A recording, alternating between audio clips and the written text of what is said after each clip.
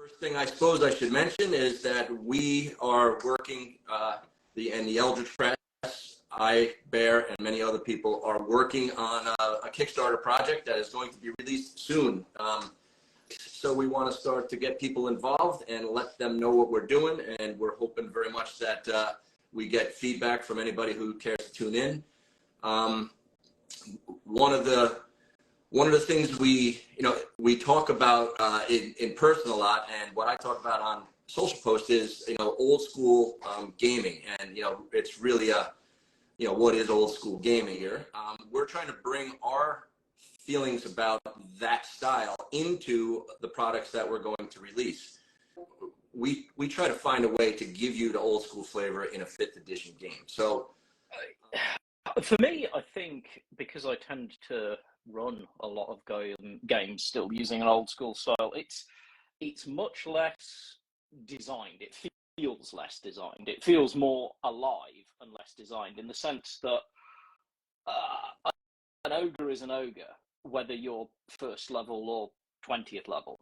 Your approach to the ogre would vary depending on whether you're 1st level or 20th level, and it should vary depending on whether you're 1st level or 20th level, in my opinion.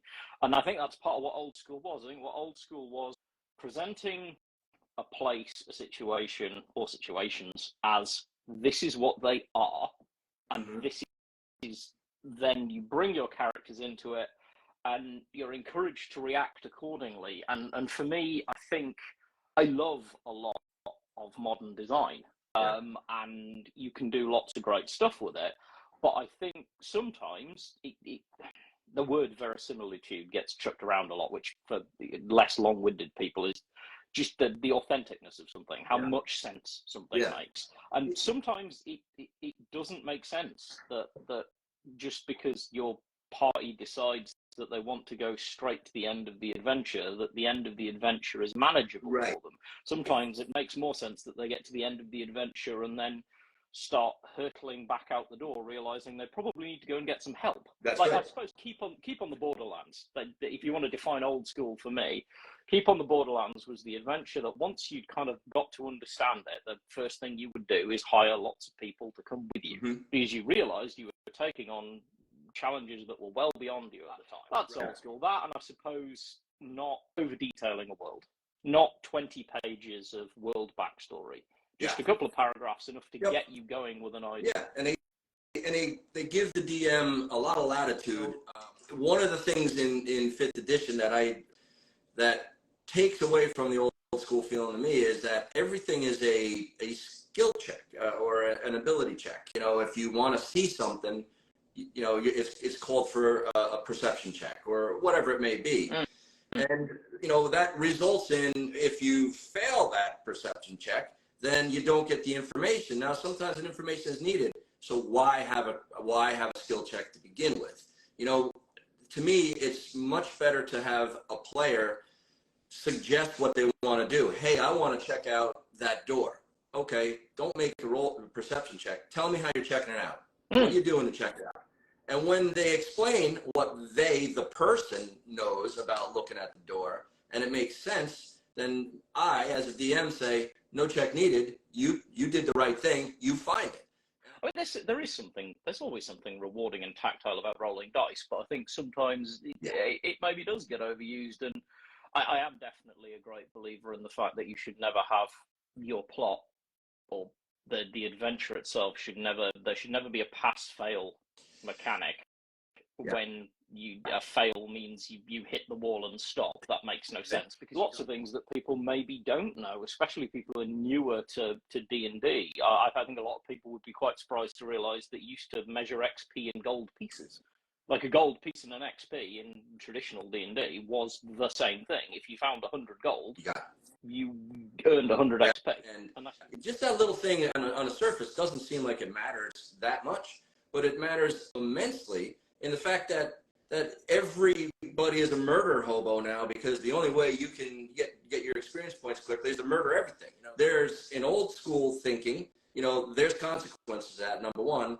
And if you apply the old school flavor to 5th edition, I'm able to fold in the fact that gold counts into the milestones. It's important you tell your players that, though, so they know that you don't have to kill the monster. It's just as valid getting around the monster. There'll be plenty of time to murder and kill things, right? But sometimes you just shouldn't, and you can get experience in advance anyway. And that's a big dynamic right there. So you can definitely say that one of the flaws of old school was the fact that ultimately the pre-assumption, especially with original D&D, was that everyone is in it for money and to get famous. Mm-hmm. And that's you're in it for money and levels and treasure, and that's the whole point behind it. And I'm not sure I think we've benefited from stepping away from school. As old school encourages you as a player to think about whether what you're doing is the smart choice or just the choice that you think's in front of you. Yeah, that's absolutely right. The smart choice isn't always the easiest choice, but the consequences are important eventually, and a good DM is going to make sure that really, really bad actions have a bad consequence.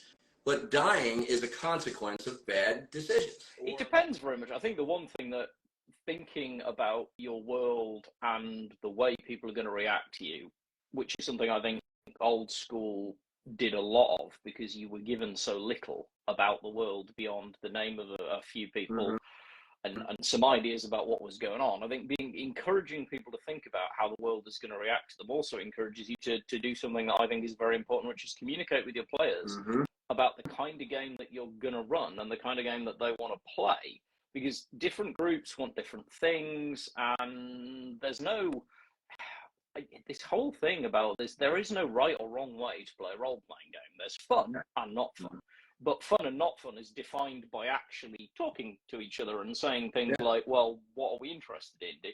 I guess what we're trying to do when we're designing anything like this is to bring that sense, the idea that there is a place that is out there, a world that makes sense and exists, and there are powerful things and less powerful things, and at some point in your advancement and in your adventures, some things become the dynamic changes, and that was something that for me at least used to be incredibly rewarding. There was an understanding that when you got to about 9th or 10th level, especially if you were playing a fighter but also paladins and clerics, you built a stronghold. You were expected to because at that level you are a powerful and influential person, and the expectation is that people will look to you for support. That's right. Yeah, you had an obligation. You had an obligation, and if you had an organization you were a part of, be that a church, be that a knightly order, or a patron that you served, you had obligations. Very similar to the real world. Knights had obligations to their lords,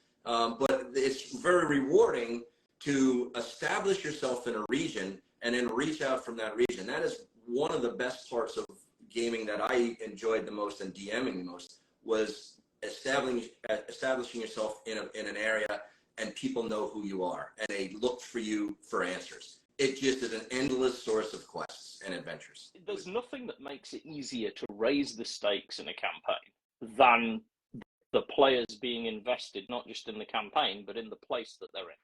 In particular, I think it's relevant for us to be honest about the fact that when we're talking about the other side of old school, because the location-based adventure, which is a lot of the inspiration that I take in the way that we're approaching our current project, was kind of the exact opposite. There was no expectation that you were part of the land. In fact, very deliberately, you were going to an undiscovered place where nobody really knows anything. I suppose Isle of Dread is the classic example. Part of what we're designing is exactly that, a hidden world, a world that has recently been rediscovered. That was a big part of a lot of and the classic adventures. And that lends itself to the whole idea of this adventure path, which we'll talk about again. But an adventure path was a series of modules that were loosely connected, but typically throughout many of the classic or module series, typically you would establish an understanding of the region that you were in, learning the political dynamic that's going on. And that's something to not be overlooked as far as another one of the pillars of good role playing is these social interactions, these political interactions, that's very important to us. We're really looking to establish that. Yeah, so, I think a very smart person once said that even in games where their players choose not to be interested in politics, doesn't mean that the politics stops. Things are still happening around you. There are still events, right. and I think that's part of what we established from the beginning. Was we wanted to know that the characters are arriving at a time of a set of events that are going to happen regardless of their presence. Things are going to happen. Change is coming to this place, and what they do with that needs to have, for me, the maximum freedom. And the maximum freedom doesn't actually mean absolute freedom, because the maximum freedom for me is the maximum freedom that allows for the telling of a story and enjoying a role-playing game, which is not the same as complete freedom. Complete freedom tends to create an impossibility. Yeah, and agency is super important, and you can't take it away. But what I think the point you're kind of making is that, well, it doesn't matter what the players do. The events that happen in the world are going to take place until they get to a level where they can actually do something about those events. They can interact with them in a meaningful way to make change. What change that's going to be, that's their agency. That's up to them. They could do what they want with it, but they have the power to choose something, and those events are happening in the world regardless of what they do. I mean, a lot of it so far, at least in pre-editing and where we are at the minute, and we are relatively advanced on the first part of what we're doing. And further, we've got further to go with the other parts, because like anything that's coming on Kickstarter, we want to see how people respond to it and be able to take that feedback. And if we write too far ahead, we can't respond to your input. But part of it is box texts and little box outs and notes are really, really powerful tools, especially I think when you're I want this to feel like Dragon Magazine and Dungeon Magazine used to feel like. Clearly Dungeon Magazines, shorter adventures used to feel like to newer games masters, which is that it was something that was easy to pick up and run without needing to digest the whole adventure, like what we're intending to produce here, which is something that you can pick up and you can read the first 10 pages and get an idea of what's happening. And then everything else, you are just going from event to event and possibility to possibility. These are in box text. If that's not your style, if you prefer a more over-the-top, energized, kind of superheroic game for your characters, there's no reason you can't take the world we're creating and do that.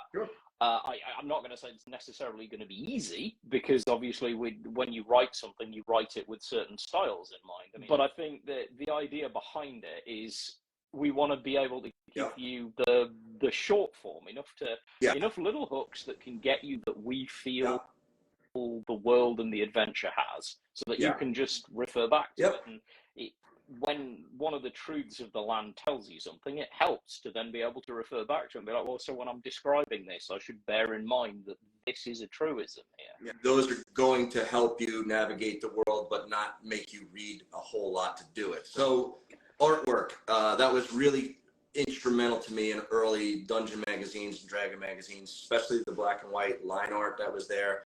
It was atmospheric in every way. We're going to bring that old school flavor through art into this product also. We have a lot of artists that are working with us, and that is another way of giving a flavor of old school. I think sometimes there's so much you can gain from looking at a single piece of art. I think next time maybe we'll aim at talking a little bit more about the Kickstarter and what you might get if you decide to be a backer, and our logic behind the process and why we're doing it, so you can, backers can see what we're doing and what our intentions are. And anybody who has questions, of course, we would love to hear them. We want everyone to be involved and feel like they understand what they're getting before they ever sign up. All right, folks, thanks very much. See you soon.